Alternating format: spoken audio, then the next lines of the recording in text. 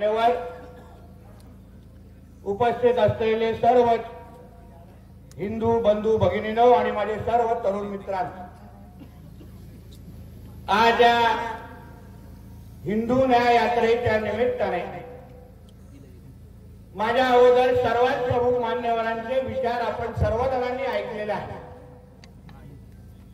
बांगलादेशमध्ये जो आपला हिंदू समाजावर जो अत्याचार सुरू आहे, त्या हिंदू समाजापर्यंत आपल्या सगळ्यांचा म्हणजे सिंधुदुर्गमध्ये असलेल्या हिंदू माता भगिनी आणि माझ्या सगळ्या बांधवांचा आवाज, समर्थन, ताकद पोचलं पाहिजे.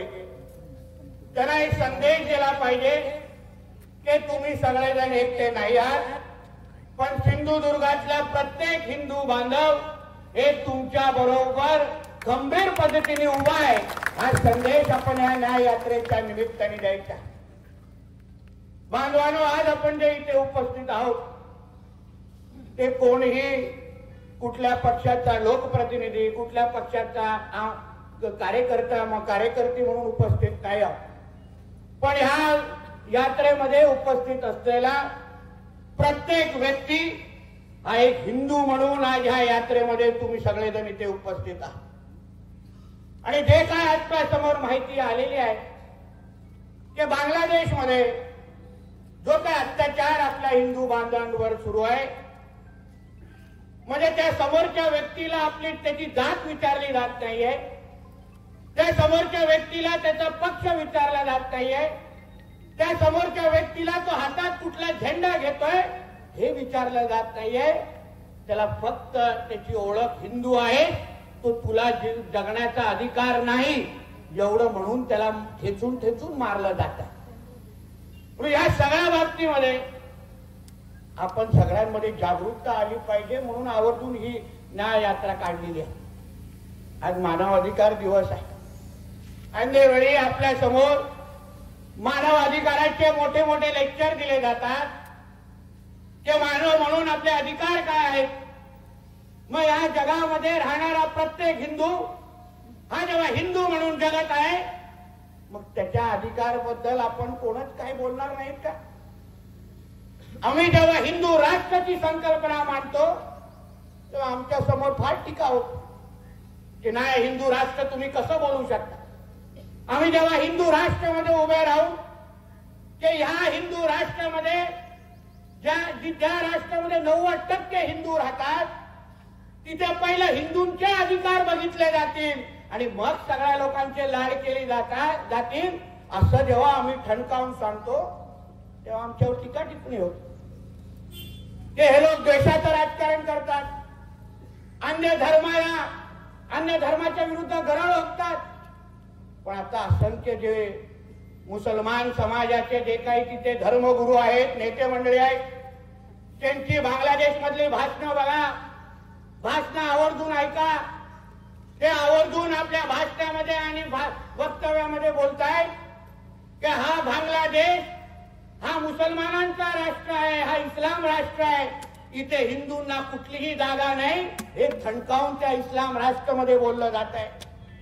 मग जर ते इस्लाम राष्ट्रामध्ये अशी भूमिका घेत असतील तर मग आम्ही हिंदू राष्ट्र असलेल्या आपल्या हिंदुस्थानामध्ये सर्व धर्म समभाव आणि भाईचारा आणि गंगा जमुना तहजीब सारखे हे जे टेप रेकॉर्डर आम्ही का ऐकायचं, हा प्रश्न प्रत्येक हिंदूंनी स्वतःला विचारला जाते.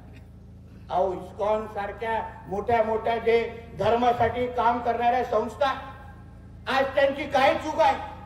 जगामध्ये अशा पद्धतीच्या संस्था ह्या लोकांच्या सेवेसाठी दिवस रात्र एक करतात. हिंदूंना एकत्र करणं, हिंदूंची सेवा करणं आणि हिंदूंना बळ देणं हा एकमेव काम इस्कॉन सारख्या असंख्य ह्या सामाजिक संघटनेचं आहे.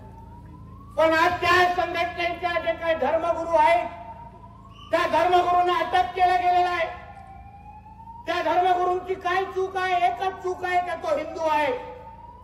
असंख्य जे लोक जे मारले जात आहेत, आपले धर्मगुरू मारले जात आहेत, त्यांची काय चूक आहे? एकच चूक आहे, ते फक्त हिंदू आहेत. अहो, फक्त हिंदूंपर्यंत हा विषय थांबला नाहीये बांधवांनो.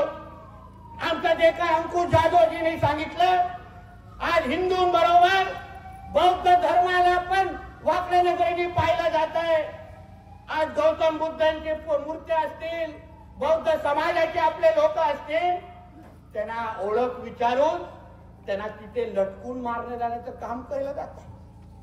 असंख्य आमच्या माता भगिनी, त्याचा उल्लेख माझ्या अगोदरच्या वक्त्यांनी केलेला आहे. अहो, बांगलादेशमध्ये आमच्या माता भगिनींचे हाल पाहिल्यानंतर मी तुम्हाला बोलतो, तो व्हिडिओ सुरू केल्यानंतर पूर्ण पण करता येत नाही एवढे वाईट अवस्था त्या लोकांनी केलेली आहे. सामूहिक बलात्कार हा तो राजरोस पद्धतीने बांगलादेशमध्ये सुरू आहे. अहो, जे काय आमच्या इस्कॉनचे गुरु आहेत, धर्मगुरु आहेत, त्यांना जेव्हा अटक केली आणि जेव्हा वकील संघटनांनी पुढे येऊन त्यांना त्यांची केस लढवण्याची इच्छा व्यक्त केली, पहिला एक मुसलमान समाजाचा वकील आला.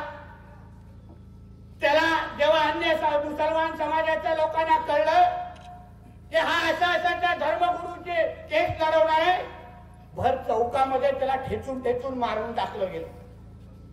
नंतर एक हिंदू समाजाचा वकील पुढे आला. हे जेव्हा जिहाद्यांना कळलं जेव्हा हा त्या धर्मगुरूची केस लढतोय, त्याला एवढं वाईट मारलंय, तो कुठल्याही क्षणी तो मरून जाईल अशा पद्धतीची बातमी आज त्या बांगलादेशवरून येऊ शकते.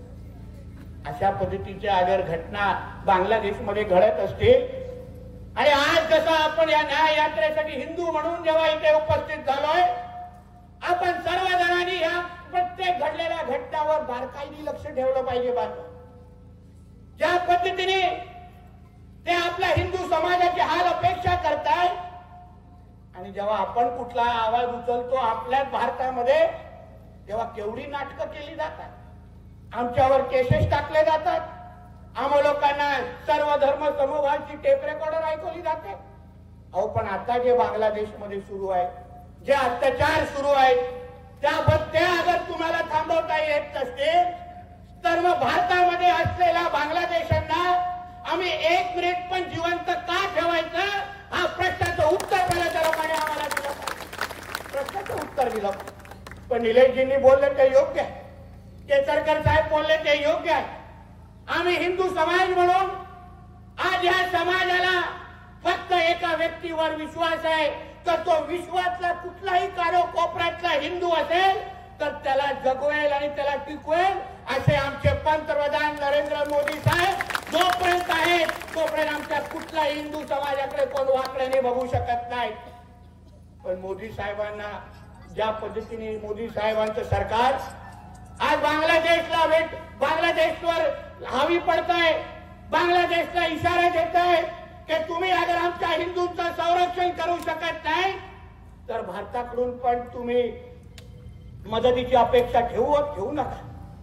पण मी मोदी साहेबांना हात जोडून विनंती करेन, मोदी साहेब प्रयत्न तुम्ही नक्की करा, पण इथून सिंधुदुर्गातून तुमचा एक हिंदुत्वादी कार्यकर्ता, एक हिंदू समाजातला एक व्यक्ती तुम्हाला विनंती करतोय, अगर हे खरंच तुमचं कधी आपण एक आपलं ऐकत नसतील तरीही हे लोक नाटक करून दाखवत असतील तर फक्त 5 मिनिटं आमच्या महाराष्ट्रातल्या पोलिसांना सुट्टी द्या, एकाला आपण जिवंत ठेवणार नाही ही शपथ घेऊन आपण पोलिसांना सांगतो. फक्त 5 मिनिटं मोबाईल बंद करून टाका आणि घरी जाऊन बसा. हे एवढे हातावर मोजणारे आहेत ना, आपल्याला 6 मिनिटं पण लागणार नाही. एवढे किडमकोड्यासारख्या आपल्या महाराष्ट्रात आणि देशात आहे. ते निलेशजी बोलले ते योग्य आहे. आपल्या भारतामध्ये जे राहणारे जे बांगलादेशीला रोहिंग्या मुसलमान आहेत, ते कोणाचं पाणी खात पित आहेत, ते कोणाची जमीन घेत आहेत, ते कोणाचे अधिकार मारतायत, आपले मारतायत. म्हणून ह्या अशा लोकांवर तुम्ही बारकाईने लक्ष ठेवलं पाहिजे. बांधवांनो, हे बांगलादेशमध्ये असलेले लोक हे आपले कधीच होणार नाहीत, कारण का ह्यांना 2047ला या भारताला इस्लाम राष्ट्र करायचं आहे. ह्यांच्या सगळ्यांचा हे सगळ्यांनी शपथ घेतली आहे की जोपर्यंत या भारताला आम्ही इस्लाम राष्ट्र करत नाही तोपर्यंत आम्ही या हिंदूंना स्वस्थ जगायला द्यायचं नाही. म्हणून या सगळ्याबद्दल आपण सगळ्या जणांनी फार जागरूक राहिलो पाहिजे. ही न्याय यात्रा फक्त इशारा आणि संदेश देण्यासाठी आहे आणि म्हणूनच आपण मूक मोर्चा काढला. पण मी सांगतोय, हा पुढचा जो मोर्चा असेल तो काय मुक मोर्चा नसणार. जिथे जिथे हे बांगलादेशी राहतात त्यांच्या सगळ्यांचे पत्ते पोलिसांकडे माहिती काढून पोलिसांच्या अगोदर आमचे हिंदुत्वाचे कार्यकर्ते त्यांच्याकडे पोहोचतील आणि त्यांना एका पायावर बांगलादेशमध्ये पाठवणार नाही एवढा शब्द तुम्हाला या निमित्ताने देतो. धमकी समजायची आहे तर धमकी समजा, पण आज जे काय बांगलादेशमध्ये चाललंय हा कुठलाही हिंदू सहन करू शकत नाही. आमच्या धर्मामध्ये संयम दिला असेल.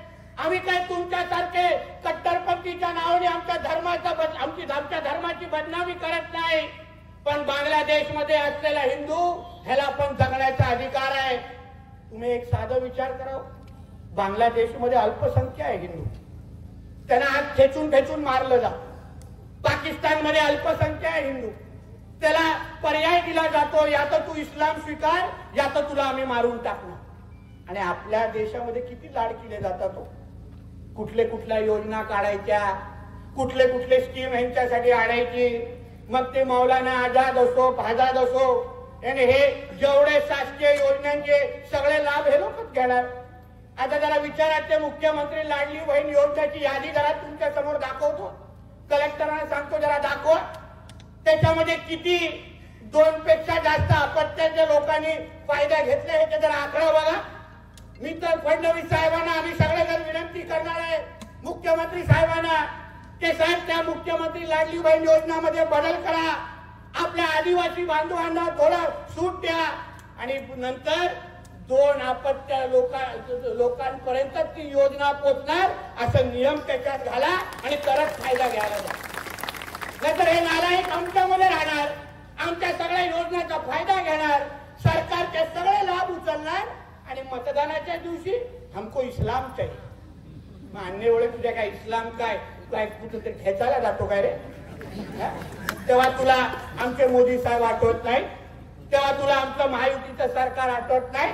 मग तेव्हा घोषणा द्यायचं पहिला धर्म फिर राजकारण. आणि मग अन्य वेळी काय कोणाच्या योजनांमुळे तुम्ही खाताय, कोणाच्या योजनेमुळे तुमचे जे 10 15 निघतात हे कोणाच्या योजनामुळे निघताय? कुठेतरी भूत आहे का तिथे? या सगळ्या गोष्टी या पुढच्या काळामध्ये फार बारकाईने लक्ष दिलं जाणार. जसा केसरकर साहेब बोलले, राज्यामध्ये हिंदुत्वाने विचाराचं सरकार आहे. प्रत्येक गोष्टी हिंदू समाजाच्या दृष्टिकोनातून पाहिली जाणार. आमच्या बांगलादेश मधला असलेला हिंदू त्याच्यावर अगर हाल थांबले, त्याचे हाल थांबले नाहीत, त्याच्यावर अत्याचार थांबले नाहीत, तर माझ्या सिंधुदुर्गामध्ये आणि महाराष्ट्रामधला असलेला हिंदू समाज ज्या दिवशी आपला 3रा डोळा उघडेल हे लोक औषधाला पण महाराष्ट्रामध्ये दिसणार नाही. एवढं शब्द तुम्हाला मी आज सांगितलं. म्हणून आज या न्याय यात्रेकडून जात असताना तुम्ही जागृत राहिलं पाहिजे. हा उद्दिष्ट ह्या न्याय यात्रेचा होता. जे व्हॉट्सअपवर चाललंय ते फक्त व्हॉट्सअपवर बघून मोबाईल बाजूला ठेवू नका. रक्त सळसळलं पाहिजे, आपण जागृत राहिलो पाहिजे. तुम्ही एक फक्त विचार करा, हेच अगर कुठल्या मुसलमानांबरोबर झालं असतं तर त्याला कोणी आपला सिंधुदुर्ग पेटून टाकला असता. 2021 मध्ये मणिपूरमध्ये एक मस्जिद कोणीतरी जाळली होती, पण हे लोकांकडे ती खोटी बातमी ह्यांच्याकडे आली. हे लोकांनी नांदेड, मालेगाव, नाशिक मध्ये एवढं हिंसक आंदोलन केलं की आमच्या पोलीस बांधवांच्या पण अंगावर गेले आणि त्यांचे कपडे फाडले. हिंदू लोकांच्या दुकानात घुसले, घरात घुसले, बायका पोरांच्यावर अत्याचार केला. का? कारण का मणिपूरमध्ये कोणीतरी मस्जिद जाळली, ती जाळली पण नव्हती. आणि म्हणून आम्ही बांगलादेशमध्ये झाल्यानंतर आम्ही तो फक्त न्याय यात्रा आणि मुक मोर्चा काढतो. ये तो फिर सिर्फ ट्रेलर है. हिंदू समाज जब भी पिक्चर दिखाएगा तब तुमको तुम्हारा अब्बा भी याद आएगा नहीं. इतना ध्यान रखना, इतना ध्यान रखना. म्हणून आपल्याला जाता जाता एवढंच सांगेल, जे निलेशजींनी सांगितले बरोबर आहे. हा जो काय भगवा हातात आणि डोक्यावर आहे ना, ही एक जबाबदारी आहे. आपण आपल्या हिंदू राष्ट्रामध्ये हिंदू म्हणून जगत असताना अगर ते लोक एवढे कडवट असतील, ते लोक एवढा कट्टर स्वतःला दाखवत असतील आणि आपण नुसतं फक्त व्हॉट्सअप आणि सोशल मीडियावर कमेंट देत बसलो तर चालणार नाही. तुम्ही तुमचा हिंदू म्हणून आपल्या समाजाची आपल्या समाजाची सुरक्षा करण्यासाठी तुम्ही तयार राहा. आपल्या राज्यामध्ये हिंदुत्वादी विचाराचं सरकार आहे, कुठल्याही हिंदूच्या केसाला धक्का लागणार नाही, हा शब्द तुम्हाला मी या व्यासपीठाच्या निमित्ताने देतो. करा काय धिंगाणा घालायचं आहे करायचं, आम्ही लोक बसलो नाही. काय चिंता करतात? 3 आमदार आहेत हिंदुत्वादी विचारात, 3 आमदार, आणि नुसते आमदार नाहीये, तुम्हाला माहिती आहे. म्हणून आपल्याला सांगतो, कसलीही चिंता करू नका. हिंदू म्हणून महाराष्ट्र असेल, सिंधुदुर्ग असेल, आपण अभिमानाने आपल्या देश, आपल्या समाजाबद्दल, धर्माबद्दल जागृत राहून, बांगलादेशमध्ये अगर उद्या ते काय आपल्याकडे वाकड्या नजरेने पाहत असतील तर इकडच्या हिंदू समाजाने भीती निर्माण करायला पाहिजे. त्यांच्या नातेवाईकांनी बांगलादेशमध्ये फोन करायला पाहिजे, अरे तू गप्प बस, नाही तर मला उद्या माझी सकाळ दिसणार नाही रे बाबा, असा धाक हिंदू समाजाचा इथे तयार झाला पाहिजे. होणार की नाही? काढा सगळेजण मोबाईल हातातून आणि दाखवा बांगलादेशमध्ये हिंदूंना की आपण सगळेजण बरोबर. लाईट ऑन करा सगळेजण, खिशातला काढा आणि स्वतःचाच काढा. बोला जय श्रीराम, जय श्रीराम, भारत माता की, भारत माता की, जय श्रीराम, जय हिंद, जय महाराष्ट्र. नमस्कार.